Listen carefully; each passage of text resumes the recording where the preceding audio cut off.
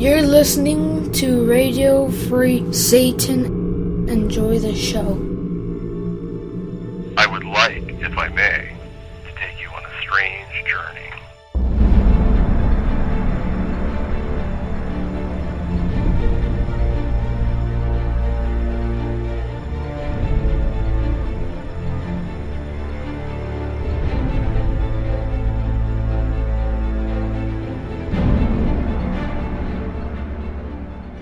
Welcome to 9sense.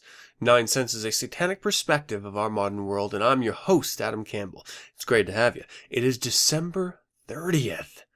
This is the last episode of year 47 Anno Satanis, or 2012.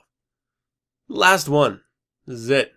I bet you thought the Christmas special was going to be it. And you were wrong. That's right. You were wrong.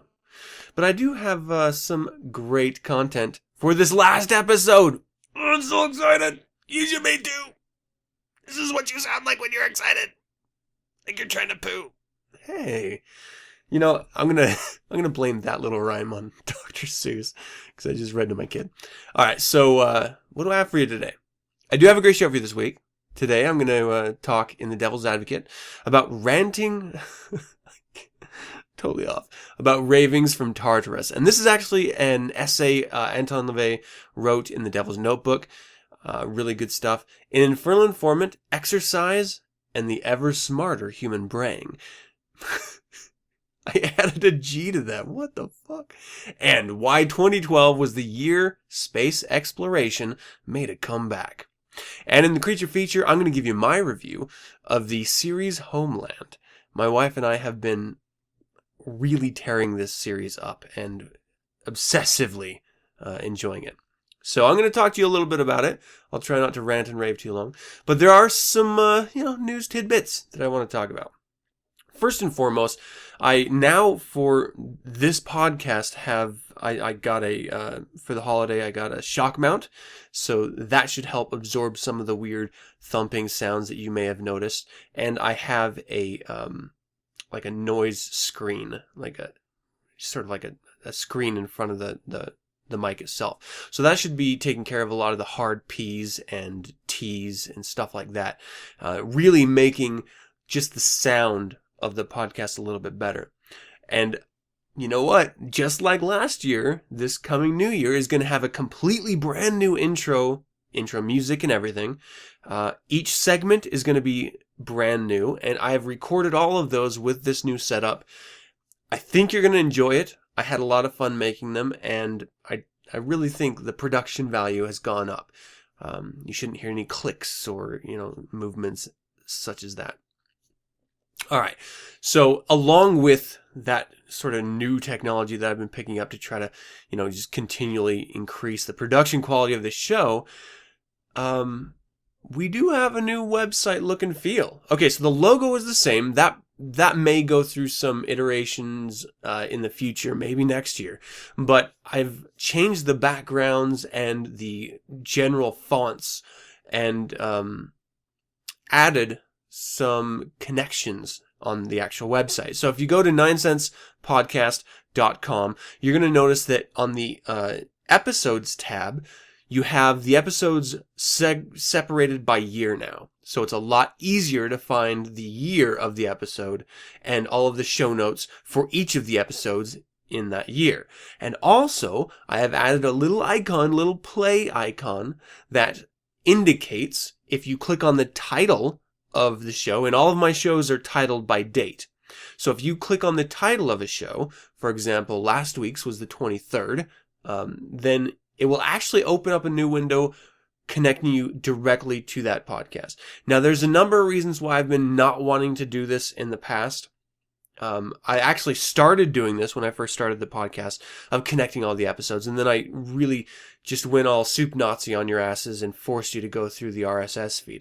I've been having a lot of, I say a lot, 2 or 3 people complaining that the downloading this show has been cutting off. And so I'm trying to make it available in as wide a range as possible. And this is just another one of those. So if you're having trouble accessing it from YouTube or Spotify or Stitcher or Last.fm or Radio Free Satan, which is the first place you should be stopping, then this is just another way of you to try to access these episodes. But to be completely honest, they're all coming from the same server, and the server techs are telling me that they're having no problems, and the majority of you are not having problems downloading these podcasts. So, you know what? There's only so much I can do. There's only so much control I have over the internet. So I'm exercising as best I can. So I've made every single episode from the very first one, which is horrible, but it's still available, and you can stream it right from the website 9sensepodcast.com. I've also segregated all of the guest shows for or the guest lists for each year, in the same way that I've done the episode show notes. So you can access any of the past episode guests at their Facebook or their website or their blog or whatever contact information they provided me to learn more about them. So that's always going to be there, and you will always have access to it. What I see from a lot of podcasters, they try to limit access to past episodes, and then some of them try to bring it back as sort of a bonus or something like that, which is actually a really good way of keeping your audience excited and coming back. What we have to realize in shows like mine particularly, I don't have constant listeners who tune in every week as much as I have people that tune in every once in a while, depending on the content of the show. I understand this, and I accept this. This is not a big deal to me, but it also means that an RSS feed is not going to be as worthwhile to them as, say, a link directly to the MP3 or directly to the YouTube channel, which is why I started doing those videos as well. So just another way of me trying to make it as massively available as possible. And, for those podcasts out there that are doing it in a way that, prevents people from accessing the entire list of shows, I understand it. I'm not going to be doing that yet. And maybe when I'm done wrapping up this whole 9sense project of mine, then I will take it all down and release it as a one-time fee for the entirety of the life show archives. But that's not going to happen yet, and I don't plan on stopping this anytime soon. So, and I have to tell you, my end goal, and what I will not go over, is 9 years. Okay, so next week, we're starting our third year, so we're a third of the way there. 9 years, I can't guarantee that I'll get to 9 years of doing 9sense, but I can guarantee that I will not go over 9 years. I absolutely have the content for it. Believe it or not, I absolutely do. And I know that the wide world of Satanists will always be there, generating new projects for me to bring on the show and feature. And actually, one of them just happened. So Hell Magazine, and that's HELLE magazine, just released their first episode. And if you missed it, it was really circulating around certain social networks. You should go check out www.facebook.com/hell, HELLE magazine. And that is 3 amazing witches got together and decided to create a magazine. I don't know how long it'll last, and I don't know even if there'll be a second one, but I can tell you that the first one is a lot of fun, and I was actually in it, which I was very, very happy to be a part of. There's an article about facial hair that I am featured in, one of many amazing gentlemen, and I was trying to do this sort of goofy Gillette commercial type photograph, and it ends up just coming off weird and creepy. So if you haven't seen it, go check it out. And again, you can access that from the Facebook page, Hell Magazine, as well. But yeah, I tried to do this it's supposed to be funny. It's supposed to be cheesy. Not everyone gets my humor, and I gotta be honest, my humor doesn't always, pay off as well as I would like it to. But in this case, it didn't pay off at all. It's just me with a towel around my neck, naked, looking creepy as shit. So I felt really bad because all the other gentlemen, they're all distinguished and posing all nicely, and they have these great facial dramatic shots, and I'm sitting there with a fucking towel looking like a jackass. And I guess, what else could I have done, right? I mean, other than just be me. But I guess I could have done a more straightforward facial shot and not look so retarded. But, you know, whatever. You gotta have fun in life, right? Okay, so, and then I also wanted to kind of touch on frustrations over this holiday before I jump into the show. And I know I'm sort of ranting here for a while, so bear with me. But, okay, so if you didn't hear on social networking sites, my car was broken into, and a lot of my kids' presents were taken out of it. And just sort of that whole process. See, no one's ever stolen from me, and so I guess I'm lucky in that aspect, if you can be lucky. Not right in front of my house. Like, I've had a storage unit broken into, but it's not as personal as from the trunk of your car, which is literally in the driveway right in front of your house. So it feels more personal and more of a violation in that sense, for me anyway. And so we had to replace the gifts, and that was a pain in the ass. But then, you know, obviously the next morning I noticed, and I called the police, and this, you know, Pillsbury Doe officer came out as a response. And he was like, well, yeah, I mean, it looks like a break-in, you know, you're lucky nothing was broken. So yeah, I was like, okay, but are you gonna, like, dust for prints? And he's like, well, it's not really like the TV shows, you know, like you watch on TV. Where else are you gonna watch TV shows, right? So, you know, a lot of the times you actually don't get good prints, and it takes weeks or more to get a match. And I'm like, right, but I still want my shit, and I want whoever did this caught, so I would like you to dust for prints. And I'm thinking in my head, because that's your fucking job, why do I have to convince a police officer to do his job? And this speaks to a broader topic of just the idea that you're putting yourself out to do your job. And that seems, to me, it seems to be like the common consensus for people in the world. You go to any service industry and you ask them to do their job, and they're, yeah, I'll help you find this, I guess. Or if you ask a question, they're just so exhausted and put out. That's your job. And I'm not asking you to make me a pie if you're a bookstore attendant, but don't act all put out if I asked you to do your goddamn job. And then do your job the best you can. This seems to be like a forgotten art of just doing something well that you're paid to do. And I can't be the only one noticing this in life. So when I go to my regular career and I'm designing an ad or a website or a billboard or a package, whatever it is the client wants me to do, I don't act all put out that I have to do it. That's how I get my pay. So I do it to the best of my ability. And I am foolish enough to think that other people should be doing the same thing. And it's aggravating when it's a cop responding to a break-in and he doesn't want to do his goddamn job of just dust. And here's the other thing. What else are you going to do? Just like you told me, it's not like TV with dusting for print and accuracy. It's not like TV where you're chasing down robbers and like jumping over fences and shooting. You're not on a cops TV show.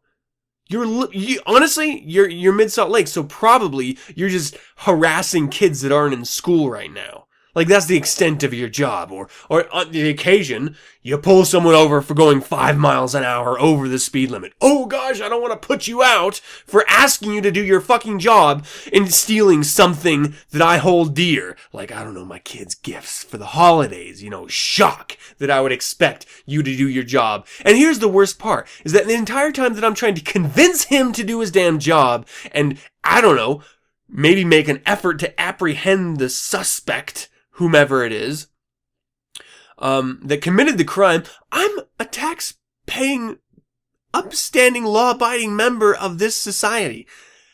I've done nothing wrong. I was a victim. You serve me.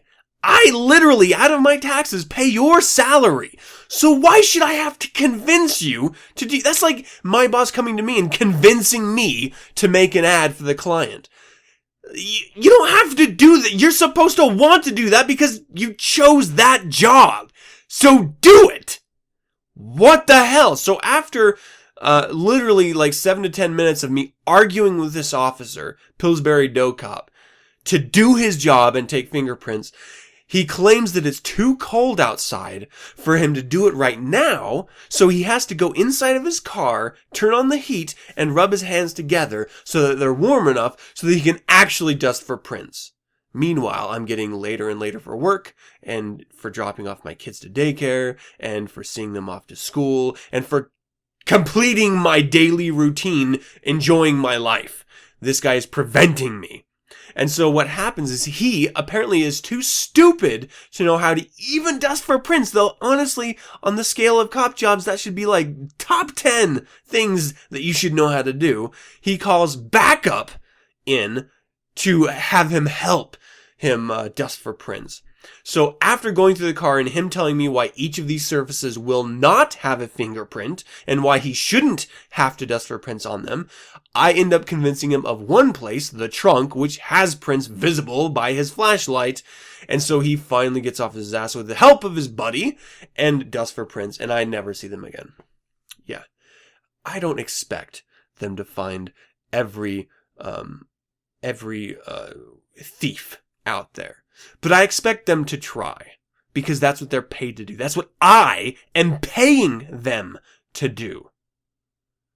Stop this self-righteous, asshole, entitled behavior, police officers, and just do what you're paid to do, and that's protect and serve me. I'm not the criminal, and you do your goddamn job. I'm just sick and tired of this. It's pervasive throughout society of people complaining about having to do the one thing that they get paid to do. Don't do it then. Go be a librarian if that's what you want to do. But whatever it is, find out what you want to do, work in order to do it, and then don't complain when you're doing it. Being a productive member of society, it's kind of important. Otherwise, get the fuck out of said society. Go live like a mountain man or something. See how far you get. Gah. Alright, and then, got in an accident. I said I got in an accident. A dude slid into the front of my car. But again, it's one of those things where you, like, my kids are in the car and, you know, the turn that I was sitting at, people always turn, like, super close to your car. I was in the turning lane and they were turning, coming toward me. So, I'm always expecting people to get really super close. There's about a 1 second difference between too close and about to hit your car. And so I was like in this moment of like that second happened, it started and the timer starts running in milliseconds and I slow motion see the driver's face, bracing himself for impact and not even trying to turn anymore. I've got a car in front of me and behind me. There's nothing I can do but brace and accept that I'm going to get hit by this car. But then all of a sudden it runs my head. My kids are in the car in the seat next to me and behind me in a booster seat. And so I immediately start shouting out directions as if they're going to understand. So I'm like, brace yourself, push yourself back in your seats. We're about to get hit. Brace yourself. And they're just looking at me like, old man, what are you talking about? I don't know what brace yourself means. And my kids are just sort of looking around. Then we get hit and we slide a couple feet to the side. It doesn't eject the airbags, so, it wasn't that hard, but it was enough to do $800 worth of visible damage to my car.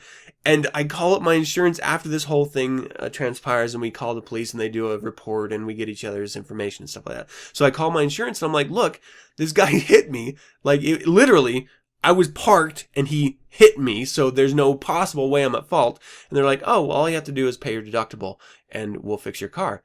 I'm like, wait, what? Why do I have to pay anything? Why do you jump to the I pay the deductible part? Why don't you, again, do your job and go after that money from the other guy's insurance? Because he hit me. I didn't hit him. Had I hit him, I would gladly pay the deductible and pay his deductible to fix everything. I mean, that's why we pay insurance. I understand. But I shouldn't have to pay shit. And it pisses me off that the people that I pay to hold money for me on the off chance that something like this happens, immediately jump to me having to pay for it.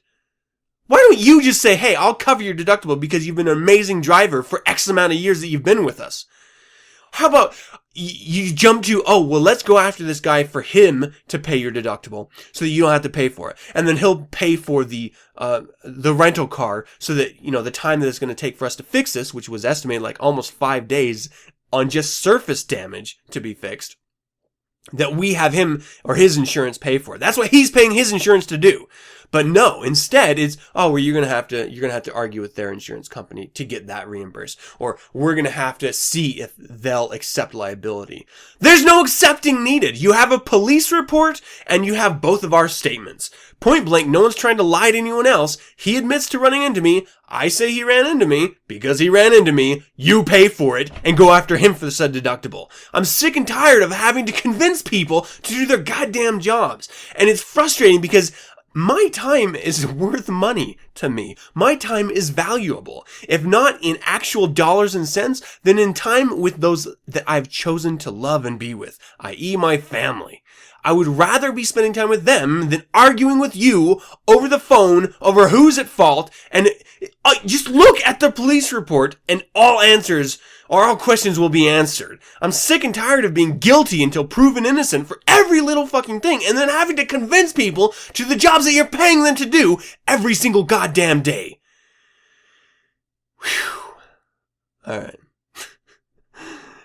I'm sure I'm not the only one that feels this way, and holy shit, I've actually been ranting quite some time about it, so I'll stop. But just so you know, that's been my week. I cannot wait for 2012 to be over enough. I mean, I say that, but it has actually been an amazing year. My audience for 9sense has grown exponentially. I'm very, very pleased with the success of this show and the individual products that 9sense has been presenting, like Black House Blues, which came out with Hymn of the Satanic Empire. I don't know if you saw it. A lot of people didn't like it. Some people did like it. Whatever, whether you like it or not, I always appreciate honest feedback. And you're welcome to give me feedback because that's going to help me improve in the future. I'm one of those weird people that, appreciates critiques. So, blackhouseblues.com, check that out and you can see that. And then Satanist on Satanic Cinema. Magister at Pagan and Jamie joined me for a Horror Hotel episode, and that's out. I still have the Ninth Gate, and I still have Blue Velvet available as well, so you should definitely check those out. So a lot of fun, a lot of great stuff happening in the 9sense world. But also keep in mind, and I'm going to do a little bit of a read at the end of this, that Radio Free Satan, they have to pay their bills every year. And so all of January is going to be me shelling for your help to keep Radio Free Satan free and available. So expect that. So without further ado, let's go ahead and dive into the last time that you're going to hear, at least with current episodes, this Devil's Advocate intro.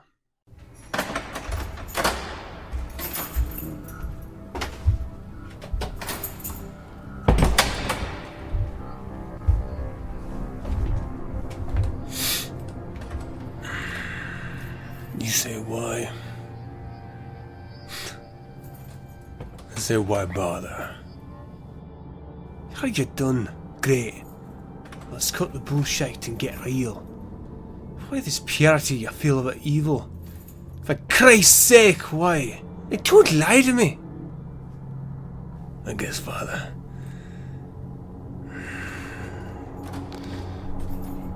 You gotta feel that old nick in your soul. And it becomes clear. Like it did for me. The first time. That's when I realized my one true calling in life. And what's that? Shit, man. I'm a born Devil's Advocate. Welcome to the Devil's Advocate. I'm a Satanist. I'm an active member in the Church of Satan, but I do not speak for the Church of Satan. That is all.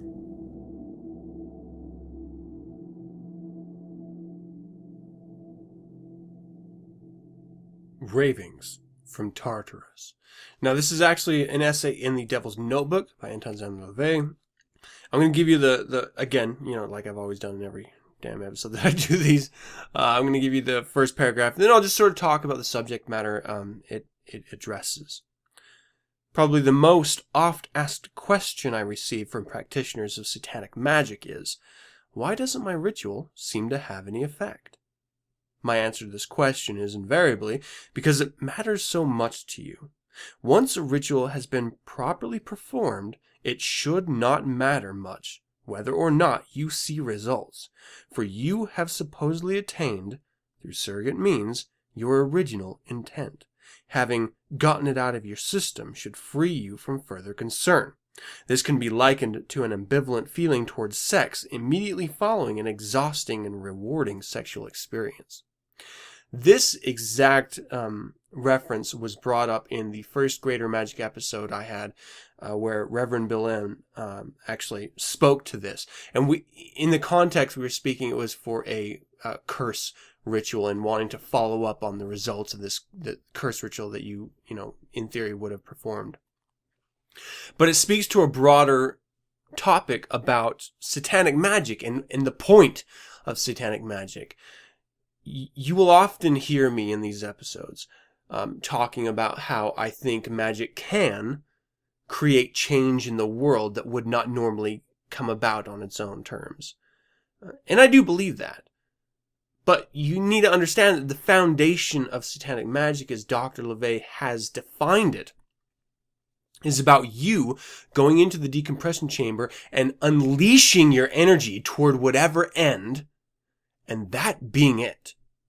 There is no follow-up involved. The follow-up is all lesser magic. As far as greater magic is concerned, you have done what you went in there to do.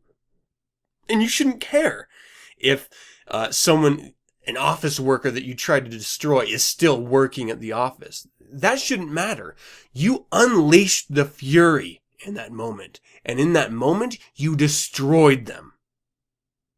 That should be enough. And if you are continually double checking on every little thing that may or may not have been your result of the ritual going wrong in their life, you didn't successfully perform the ritual in the first place. Because it's not about the result. It's about you unleashing your energy. Now, there can be a number of ways that you look about this, and I'm going to give you mine.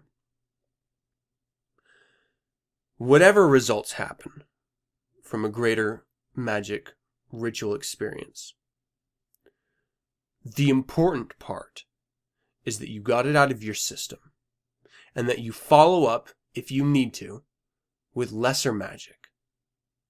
And you live your life not worrying about those results.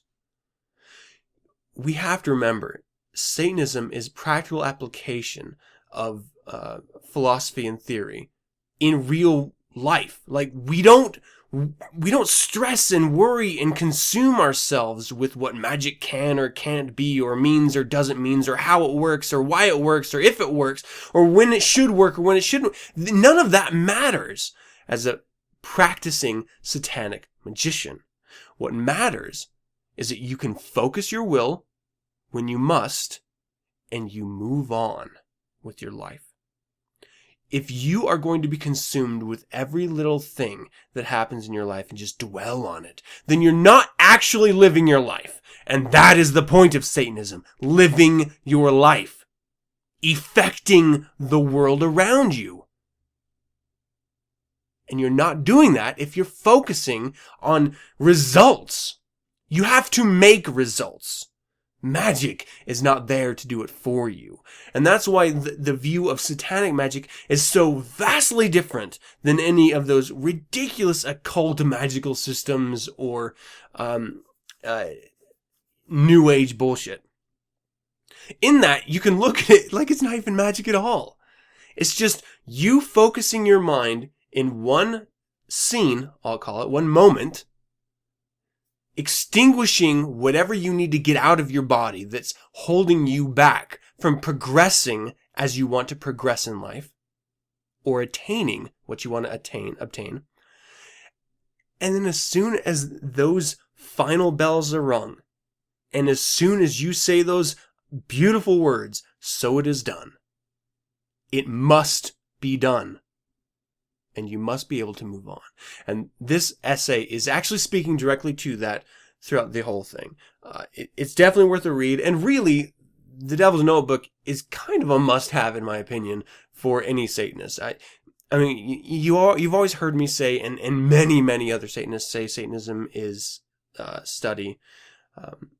It demands study, not worship. And there's a reason for that. It's that these concepts that are put out there are easily diluted unless you really delve into their meaning.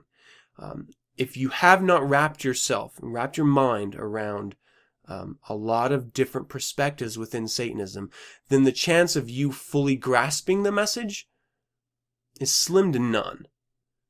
That's why whenever you run across another Satanist who has released an essay, or another Satanist who has released a compilation of essays, it's nice to go get that and to read it and to consume it. And you may not agree with everything. You may not. And there's nothing wrong with that. But it will always give you a clearer, more concise understanding. I mean, our sort of watchwords are question all things. That even means ourselves. And that means our understanding of Satanism.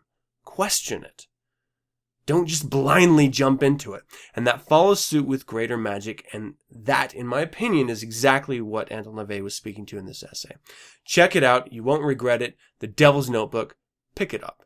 It's like $7. Like, seriously, $7. Come on. Do without your breakfast burrito tomorrow morning or something. Or whatever. Your next Starbucks coffee. If you don't have it already. Alright, so that's going to be it. And now let's go ahead and jump into the Infernal Informant. Last time you're going to hear that intro as well. Listen up, okay, y'all about it. Good news, there's no devil. Bad news, well, there's no heaven. There's nothing to see. I'm your Infernal Informant. Alright, this is the New York Times, Exercise and the Ever Smarter Human Brain by Gretchen Reynolds. This is posted the 26th of December. Anyone whose resolve to exercise in 2013 is a bit shaky may want to consider an emerging scientific view of human evolution.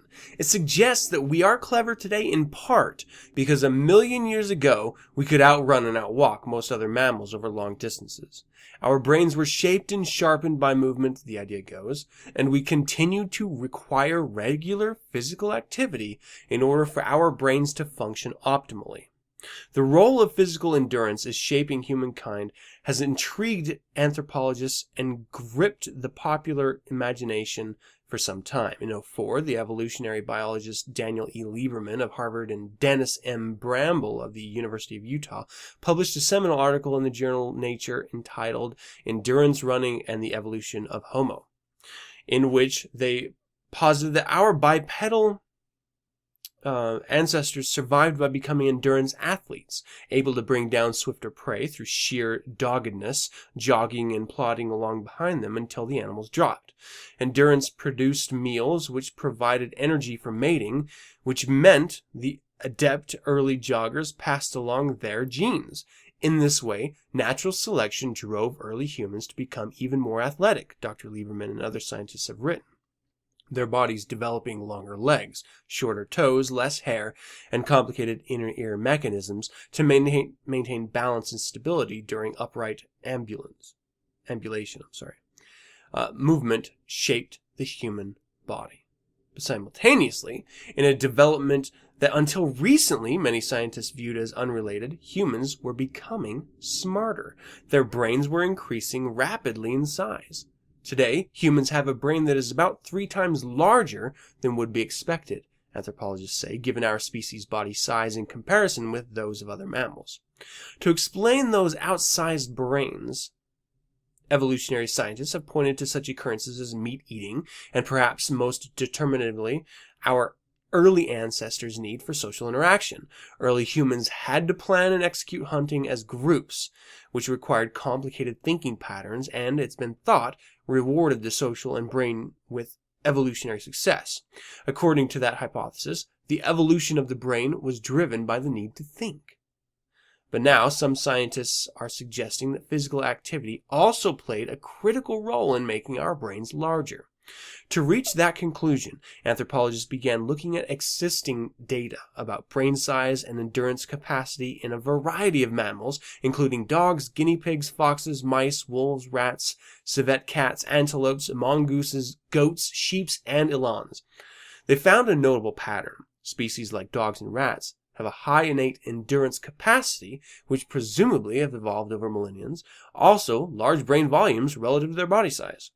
The researchers also looked at recent experiments in which mice and rats were systematically bred to be marathon runners, lab animals that are willingly put in the most miles running wheels were interbred, resulting in the creation of a line of lab animals that excelled at running. Interestingly, after multiple generations, these animals began to develop innately high levels of substances that promoted tissue growth and health, including a protein called brain-derived neurotrophic factor, or BDNF. These substances are important for endurance performance. They are also known to drive brain growth. What all of this means, said David A. Reichlin, an anthropologist at the University of Arizona and the author of a new article about the evolution of human brains, appeared in the January issue of Proceedings of the Royal Society of Biology, is that physical activity may have helped to make early humans smarter. We think that what happened in our early hunter-gatherer ancestors, he says, is that more athletic and active survived, as with the lab mice, passed along physiological characteristics that improved their endurance, including elevated levels of BDNF. Eventually, these early athletes had enough BDNF coursing through their bodies that some could migrate from the muscles to the brain, where it nudged the growth of brain tissue. Those particular early humans then applied their growing ability to think and reason toward better tracking prey, becoming the best fed and most successful from an evolutionary standpoint. Being in motion made them smarter, and being smarter now allowed them to move more efficiently. And out of all of this came eventually an ability to understand higher math and invent iPads. Though that was sometime later. The broad point of this new notion is that if physical activity helped to mold the structure of our brains, then it most likely remains essential to brain health today, says John D. Polk, an associate professor of anthropology at the University of Illinois at Urbana-Champaign, and co-author with Dr. Reichlin of the new article. And there is scientific support for this idea. Recent studies have shown, he says, that regular exercise, even walking, leads to more robust mental abilities, beginning in childhood and continuing into old age. Of course, the hypothesis that jogging after prey helped to drive human brain evolution is just a hypothesis, Dr. Reichlin says, and almost unprovable. But it is compelling, says Harvard's Dr. Lieberman, who has worked with the authors of the new article. I fundamentally agree that there is a deeper evolutionary basis for the relationship between a healthy body and a healthy mind, he says, a relationship that makes the term jogging your memory more literal than most of us might have expected and provides a powerful incentive to be active in 2013. I think this article was written just to sort of reinforce any potential end of the year, New Year resolutions, and because our culture as a world society is getting lazier and fatter, typically. So I think, that's why they put out an article like this. But I can't help but find some truth in it just from personal experience. So when I was in the military, I was constantly moving around. I had to be sharp. My wit and my mind had to be active at all times. And so I felt like I was on the top of my game. Right after that, I immediately jumped into college and I had to work at the same time. And anyone who has worked a full-time job and attended college full-time can tell you that you don't sleep very much, but you are still capable of critical thinking, analysis, and completing tasks at set times. And maybe even more. I mean, I felt like I was just really super focused at that time in my life. And then I got out of college and I got to my first job, and I didn't really exercise as much at all like I did when I was in the military. And I was just doing the 9 to 5. And my wits dulled. My body dulled. Everything about me was just sort of humdum, and there was no focus. I was just sort of doing a job to make money. I wasn't passionate about that particular job. And I wasn't really feeling good about myself either. One thing I'd noticed that when I was in the military, I felt good. Like the endorphins were rushing my brain when I was exercising. And I felt good about myself after I finished. Not because of some physical appearance that I was perceiving, just because I just felt good about myself. Like I was doing something that was good for me. Not for some weird Eastern whatever reason, just because it's what I felt like I should do. And when I started exercising again, I grew a greater focus. I realized that the job I was in was not doing what I wanted to do, challenging me mentally, and that I had to move on. And I did. And I went to where I am now, and I have been for quite some time, in advertising. And it's great because it's a constant, continual challenge of different requirements, different clients, and continual growth as an individual. And the continual exercising. Now, I've gone through ebbs and flows with my 2 children and just life in general, trying to support their activities and everything else that I do with exercising intervals. And the times that I am not exercising, the times that I'm not working out, I actually find myself more prone to depression, and I find myself not wanting to do anything else, just falling into that lazy mindset. So for me, in order to stimulate my mind, in order to focus and encourage creativity, I had to get off my ass and work out. And so it enables me to continue doing this podcast like I have for 2 years, every single week, without fail. New content, new guests, new shows, exercise, go to my regular work, spend time with my children and my wife, and have, as I see, a healthy, productive life. Exercise and staying productive does that for me. So this article, I sort of saw that echoed in the message, and I wanted to bring it to you. One thing we have to realize, and I think it's just natural to do, is that when you fall in line with life, and you don't try to do anything new or experience anything new or just celebrate life itself through action, you become dulled as a human being, and you get caught up in that dulled sense of existence, and you forget, or you're just convincing yourself that it's okay. And I'm here to tell you that it is not okay, because you're not living your life. You're simply existing. And if you don't know the difference, you shouldn't be listening to this podcast, and you absolutely aren't a Satanist. The difference is explosive. Living your life means awareness. It means stretching the boundaries, experiencing things, going out of your way to learn something new, to experience something new, to do something with your life. And if you have a family, to encourage that in them and help them grow, because obviously, hopefully, if it's your family, you actually love them. Or whomever you choose to love, encouraging that within themselves as well. You always want to grow as a human being, because the moment you don't, you stop being a human being and you just become an animal. And there's nothing wrong with just being an animal. Hell, we're all animals.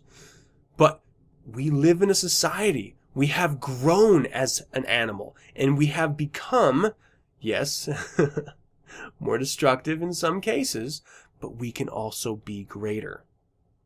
Look at classical music. Look at art. Look at production, the Industrial Revolution. the expansionism of the United States and the inventions that we have created and that have enriched our lives. What we have to be careful of, however, is that those inventions don't become our lives. Consumerism, that is. So that's what I found in this article, and I hope you enjoyed it. The next one here is sort of a wrap-up of the year as far as science is concerned, and this is actually from VentureBeat.com. Why 2012 was the year space exploration made a comeback. And so it's going to sort of go into the top 10 list type things. And this is posted on the 25th by Julie Odell. In 2011, we mourned the end of the U.S. Space Shuttle program. But in 2012, NASA came back with a vengeance and a spate of fascinating new programs. Between NASA's extraordinary work this year and its deep embrace of the internet culture and social media, we Earthlings fell in love with space exploration all over again. And we all got to share an enthusiasm and wonder at previous generation experienced with the first moon landing. Here are our favorite moments from Space 2012. 10. The Black Marble. A few gorgeous photos from the dark side of Earth gave our home planet a new nickname, the Black Marble. In these images, we got to see what our world looks like during its nighttime hours. Cities sparkled into nodes large and small, and geopolitical boundaries dissolved into deep navy and candle flame yellow. One of the best parts was an interactive map NASA made to show it all off. Called Worldview, this app is basically a souped-up Google Maps overlaid with layers to show NASA's homebrewed data. From night lights to clouds, dust, volcanoes, cyclones, and floods. The data visualization can even show the presence of certain molecules like carbon monoxide and sulfur dioxide. Cooler still, you can shift the timeline to see lights and flooding in the eastern seaboard during Hurricane Sandy, for example. 9. NASA's warp drives and Dyson spheres. We know science fiction is a huge inspiration to scientists and technologists, but NASA's research this year took that premise to a whole new level with findings on Dyson spheres and even warp drives. Yes, as in Star Trek warp drives. Advanced Propulsion Theme Lead for NASA Engineering Directorate Harold White says creating technology to accomplish warp propulsion, a warp drive, is absolutely possible. And he's even started to create one, according to an essay he recently published in the Icarus Interstellar blog. Perhaps the Star Trek experience within our lifetime is not such a remote possibility, White writes. 8. The ISS launching satellites. Launching spacecraft from Earth is costly in ways most of us can't imagine. But this year, NASA found a great workaround, launching satellites from the International Space Station instead. That way, the little buggers got right into orbit without having to push their way through the planet's atmosphere on individual propulsion and guidance systems. The recent launch from the ISS involved 5 CubeSats, a type of satellite developed in '99 by Cal Poly scientists. Each one is just 4 cubic inches and weighs less than 3 pounds. CubeSats generate their own power via solar panels and can transmit signals. For example, the newly launched CubeSats will be taking pictures of Earth, sending Morse code messages via super bright LEDs, logging maritime traffic, and monitoring forest fires. 7. The Interplanetary Internet. Communication between spacecraft and planets has both theoretically and problematically has been both theoretical and problematic since the beginning of the space program. So when NASA and European Space Agency had test drove an interplanetary internet connection by having an astronaut on the International Space Station control a small robot on Earth, it was a rather big deal. The demonstration showed the feasibility of using new communications infrastructure to send commands to a surface robot from an orbiting spacecraft and receiving images and data back from that robot, says Badri Jonas, NASA Deputy Associate Administrator for Space Communications and Navigation. The experiment DTN we've tested from the space station may be one day used by humans on a spacecraft to orbit around Mars to operate robots on the surface, or from Earth using orbital satellites and relay stations. Sorry, taking a sip of my Pilsner. So good. Alright. 6. Endeavour comes home. And so much of NASA's plans for the future were ramping up. One long-running program was coming to its conclusion. 25 missions to outer space, 4,671 orbits around planet Earth, a few thousand miles crisscrossing the U.S. on a farewell tour. Excuse me. 5. Deep space. Entering deep space. Another long-running mission, however, was just beginning to fulfill its purpose, to explore as much as we can of the farthest limits of our current technology will allow. Voyager, which first launched as a 2-craft mission more than 35 years ago, showed signs this year that it was beginning to enter a mysterious new realm called interstellar space. Although Voyager 1 still is inside the sun's environment, we now can taste what it's like on the outside, because the particles are zipping in and out on this magnetic highway, says Voyager's project scientist Edward Stone. We believe that this is the last leg of our journey to interstellar space. Our best guess is it's likely just a few months to a couple of years away. The new region isn't what we expected, but we've come to expect the unexpected from Voyager. And 4. We're going to Mars. We've dreamt for decades of traveling beyond our planet's orbit, beyond our own moon, and onward to faraway planets and even other solar systems. NASA's announced in the summer its plans to make that dream a little more real by putting humans on Mars, starting in 2021. The Orion isn't a full-fledged spaceship. It's a capsule similar to Apollo 11 craft used to take Neil Armstrong and Buzz Aldrin to the moon back in '69. Of course, we've come a long way since then, so the Orion will have better navigation and life support. It's going to start looking more like the shape of the capsule soon, but to me, it looks like the future, NASA Deputy Administrator Lori Garber said. 3. The space dive. Call it a publicity stunt, call it incredibly reckless, call it whatever you like, but you know exactly what we're talking about, which is proof in itself the incredibly reckless publicity stunt worked pretty damn well. A man fell from space to Earth today, breaking world record and potentially the speed of sound. His name is Felix Baumgarten, and he, supported financially by sponsor Red Bull, started his journey in climate-controlled capsule attached to a balloon nearly in space. Baumgarten jumped from 120,000 feet outside the stratosphere and broke the world record for such jumps. 2. SpaceX and commercial space flight. This year was a big one for visionary Elon Musk. Not only did his electric car company Tesla announce its plans for mass production, his space company, SpaceX, also completed its first commercial spaceflight deliveries to the International Space Station. With the May mission, SpaceX earned a commercial resupply services contract from NASA to take 12 flights to and from the ISS carrying critical supplies. Altogether, these 12 missions will bring more than 1,000 pounds of supplies to the ISS. The first delivery includes a freezer for the station's scientific samples, a powered mid-deck locker with an experiment inside, along with a variety of materials for the astronauts living and working in the space station, said NASA reps. And number 1, ending the whole article, without question, the space story that captured the global imagination like no other this year. That's right, it was the Mars landing of the Curiosity rover.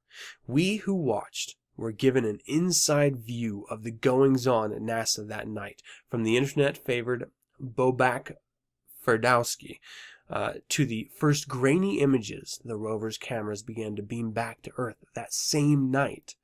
Even though they're just black and white snaps showing little more than rover's wheels and a low-angle view of Mars desert at sunset, they're thrilling to those of us who get unreasonably excited about space travel and interplanetary exploration. So that's it. Top 10 of space. Why 2012 was the year that brought back space exploration. And I was actually pretty disappointed, and I know a lot of you were too, when we heard that there were not going to be any more manned space missions.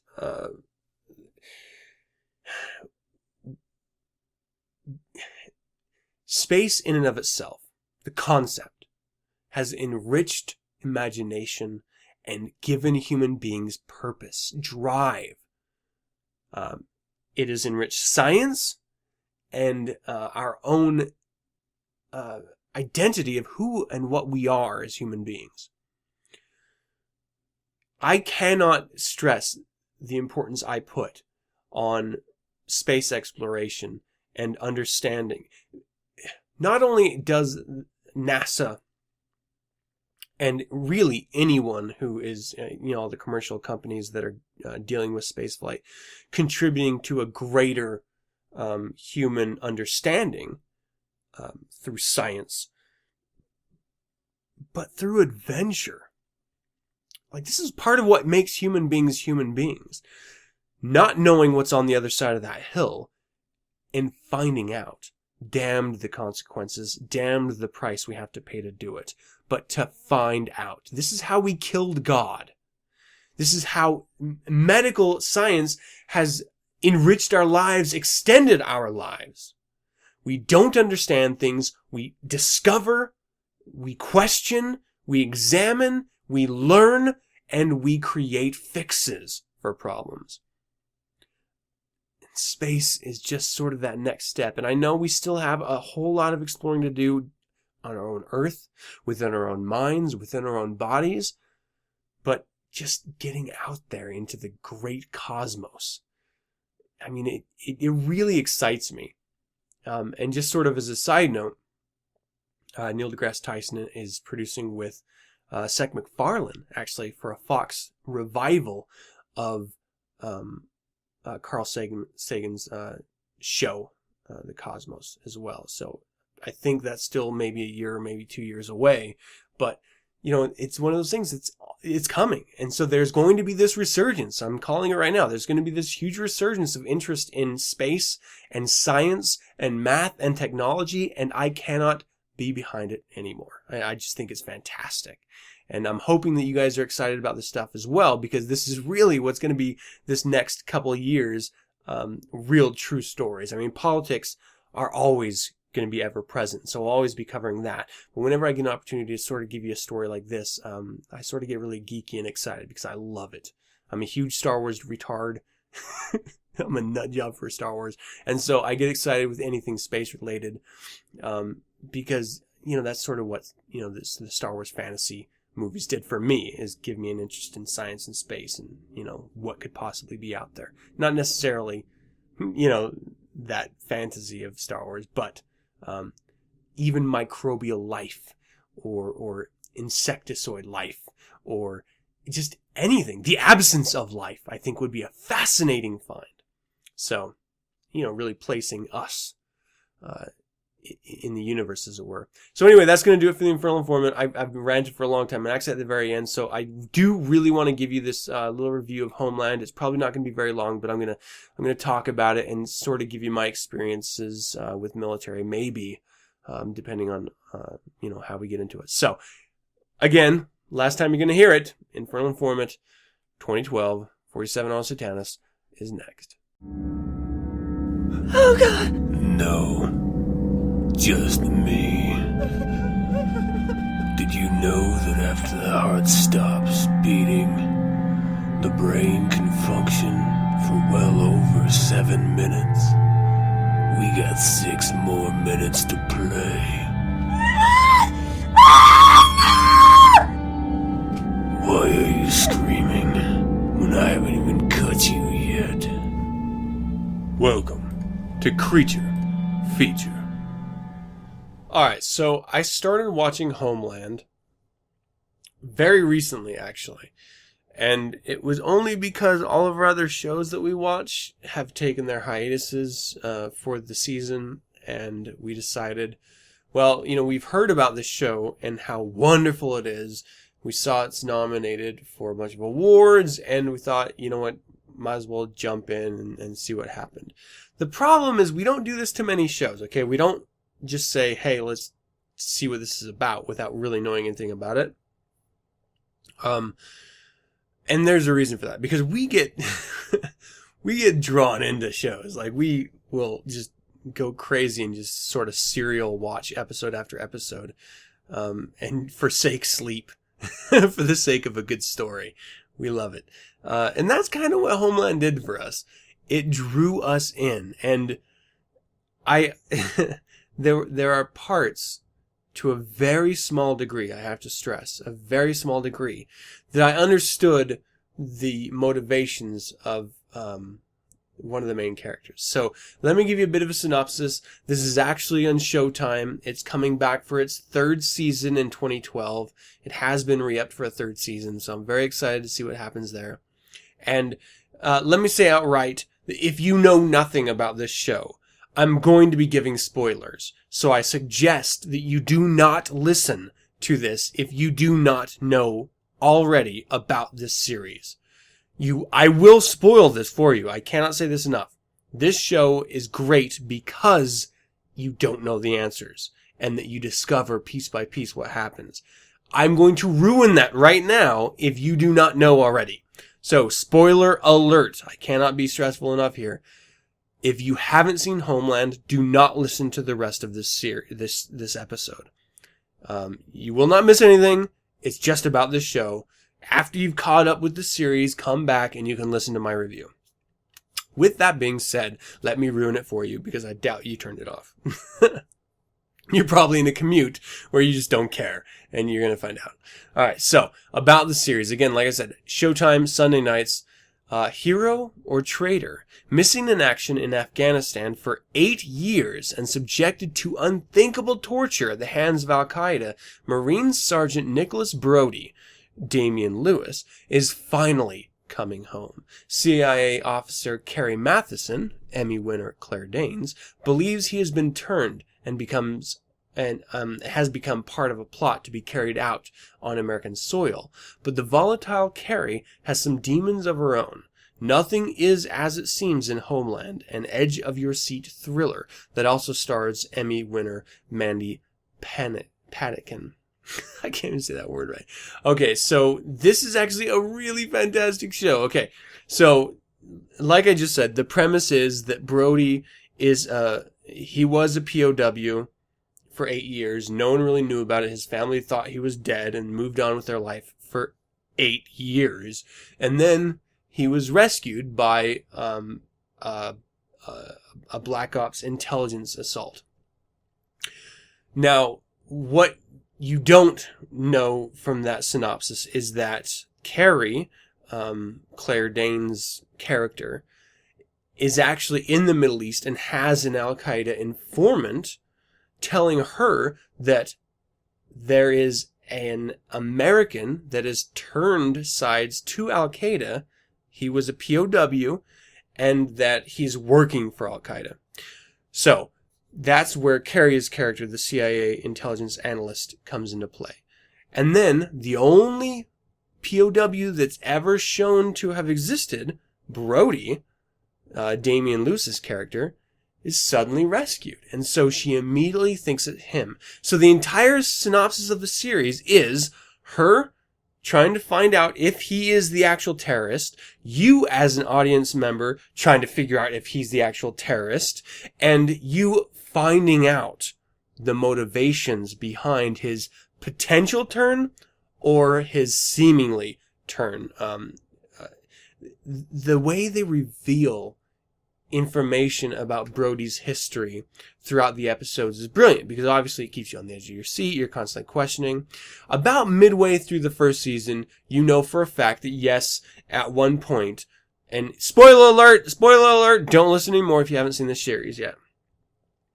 You know that yes, he was turned and convinced to be a terrorist, but not the way that you would expect. And this is where I can totally see it. See, when 9/11 happened, I was stationed in Germany, and obviously being a Satanist, I consider myself a free thinker. I don't just drink the punch. I question.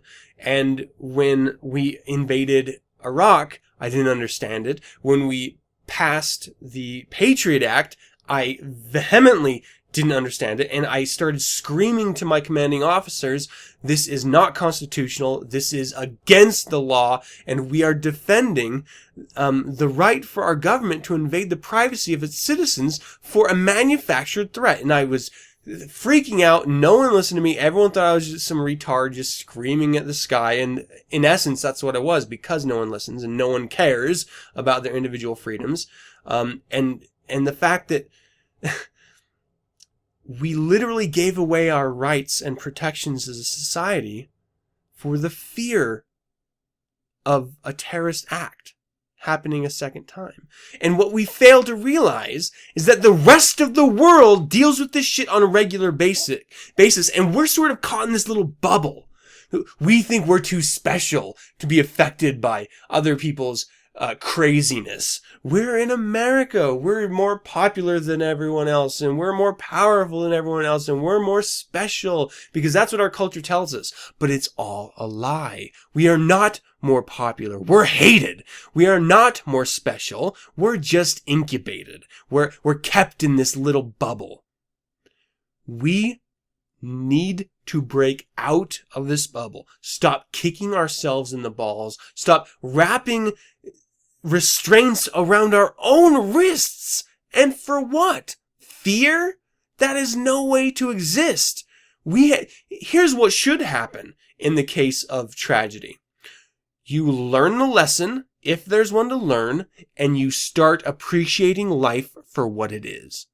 Here's what you don't do. Act like America and restrict life for fear of it happening again. It's ridiculous. Try getting on a plane and tell me I'm overreacting. It makes no sense at all. Instead of cherishing the one thing that we have, life, we restrict it because of fear. Okay, so anyway, back to the show. So I can understand how a military member who experiences an atrocity, like Brody's character did in this movie, and you actually don't really find out until near the end of the first season, why, the motivations that really made him turn, against the administration, not against America. And I think this is an important point to make. America is an idea. America is an idea in action. That doesn't mean you have to like the leadership of American politics. You don't have to like your president. You don't have to like your vice president. You don't have to like your congressmen or your senators or your individual community representatives. That's why we have elections. That's where you exercise your like or dislike. That's what's important about our system. But to appreciate what America is despite that, well, that is important, and it's cherished if you are an American, certainly if you're an American that served, and certainly if you're a patriot at any level. You realize that there is something worthwhile in individual accomplishment that America symbolizes and encourages, or at least at one point it did, and the idea that we are all on the same level with a clean slate, and our actions and responsibilities are what grant us authority. And, those ideas are important to us as Americans. So I can understand why you would absolutely detest an administration and want to destroy them. Now, the level that I sort of differ from this series is that I believe in a ritual expression of that, a law-abiding expression of that, and Brody didn't. He actually was conspiring to murder. And actually in season 2, again, these are huge spoilers, so I hope if you haven't seen the series yet, you're not listening. He does actually aid in the murder of the Vice President of the United States. So this whole show is, and I'm speaking to people who have already seen it, presumably, or else you wouldn't be listening to the spoiler version, is an expression of human experience in the face of difficulty and pain and tragedy, and realizing that just because it's a leader of a country that you adore doesn't mean you have to fall in line with them, and it makes you understand that they still have to pay for what they've done. And there's huge moral implications. There's huge individual understandings that this movie forces you to go through. And that's what I love about it, because it doesn't just present one side, the CIA side of, oh, this is a bad terrorist and this is a horrible plot. It brings in individual motivations, concerns, how it affects his family, how it affects his relationship with his wife, and later his lover, as he splits off with the CIA agent, with his daughter, these decisions that he's making. But he still can't give way to everything because he still feels so deeply about the wrongness of the administration's actions. And there has to be a response to it. That's what makes this show amazing. It makes you question the way that you look at your country if you're an American, or at American politics if you're not.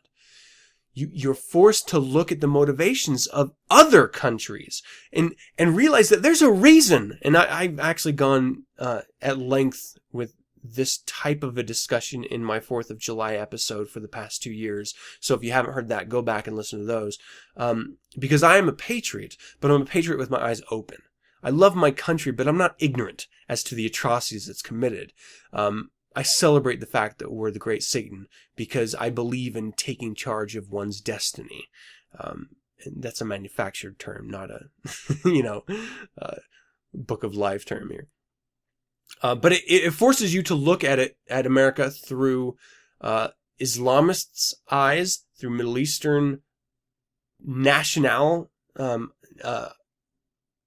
local national eyes. It forces you to question how you perceive America and the actions that America takes and what that means on a national and global scale. At least that's what it did for me, and that's why I really loved it. Maybe I'm looking too far into it, and maybe it's just a nice thriller for the casual viewer, but for me, it was truly a not only personification of how I have felt over the past years since my military contract ended, and really the last 2 years of my military contract, but also the complex relationship I have with my country and with my country leaders, and why I think it's so important to exercise your voter rights as a citizen, and also what it means to be a citizen. So, there's a lot of complex questions that arise by watching this, and I hope that if you've seen it and you enjoy this show like I do, that it evoked those questions in you as well. And maybe if it hadn't, then maybe this discussion will. So, if you've been sitting through this and you've just been given a handful of spoilers about the series, you can still enjoy it for what it is, and you can still really enjoy the performances. Though I have to be honest, I've never really been a Claire Danes fan, and still I'm not. I can't decide if she's attractive or not. Like, you'll see like a scene with a frame where you're like, oh wow, she's a pretty girl, and then she's just a monster. She's like this ugliest creature on the planet looking girl.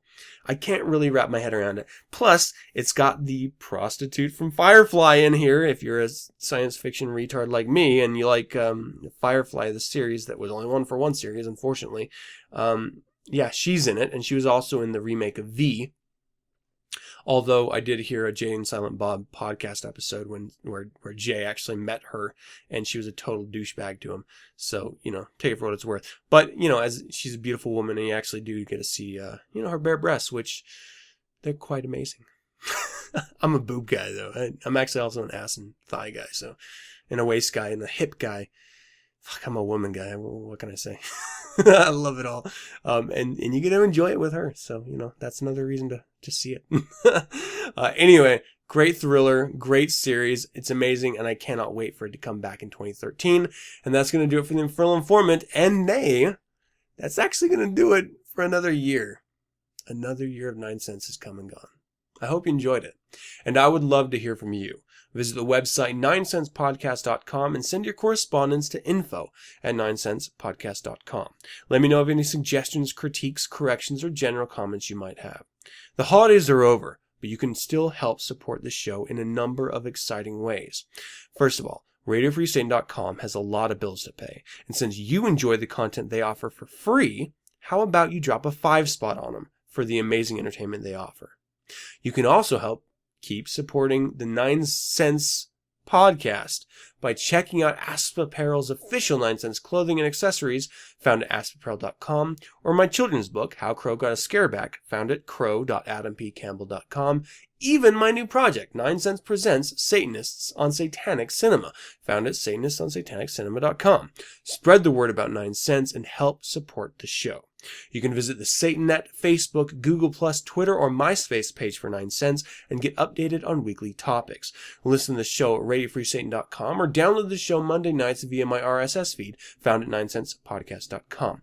We're also on Last.fm, Stitcher, Spotify, and YouTube, so look for us there. You can subscribe to 9sense via iTunes by searching 9sense, and don't forget to leave a rating or comment. If you'd like to learn more about the Church of Satan, visit churchofsatan.com. And if you'd like to hear other fine satanic voices, music, or personalities, visit RadioFreeSatan.com, the source for online satanic media. Playing us out will be the Caledonian Heritage Pipes and Drums playing Auld Lang Syne from their album Scotland's Great Highland Bagpipes. Once again, thank you for joining me, and as always, I'm your host, Adam Campbell, and I wish you a happy, productive, satanic, and powerful new year. Hail Satan!